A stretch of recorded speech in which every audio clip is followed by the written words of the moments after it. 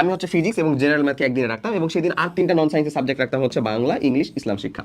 এই 3টা কিভাবে পড়তাম?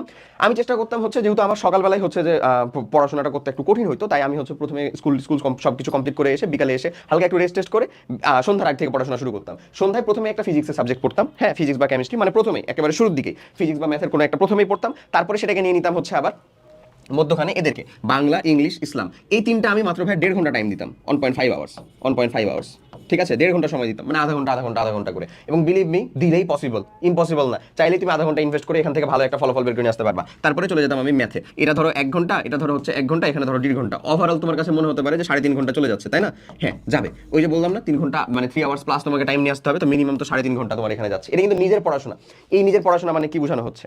বোঝানো হচ্ছে, ধরো আমি যেরকম ভাবে বুঝাবো যে, ধরে নাও তুমি একটা নতুন কিছু জিনিস শিখতেছো, নতুন একটা চ্যাপ্টার পড়তেছো। এই নতুন চ্যাপ্টার পড়ার অ্যাপ্রোচ তোমার কাছে জাস্ট দুইটাই হতে পারে। এক, তুমি হয় যে স্কুলে পড়তেছো, স্যার পড়াচ্ছেন, ওটা নিজে এসে বাসায় প্র্যাকটিস করতেছো, নিজে শেখার চেষ্টা করতেছো ওইটা, অথবা তোমাকে অথবা টিউশন বা যে স্যার, কোচিং এর স্যার অথবা বাসায় যে স্যার এসে পড়ান, উনি তোমাকে পড়াই দিচ্ছে, তারপরে সেটাকে শিখতেছো। এটা তুমি কিন্তু উনি যখন পড়ায় তখন কিছুটা শিখো, বাকি কিন্তু অংশ শিখো, বাকি বা ম্যাক্সিমাম অংশই শিখো আসলে যখন নিজে প্র্যাকটিস করার চেষ্টা করো, সেটাকে নিজে যখন সেটাকে পড়ার চেষ্টা করো সেটাতে।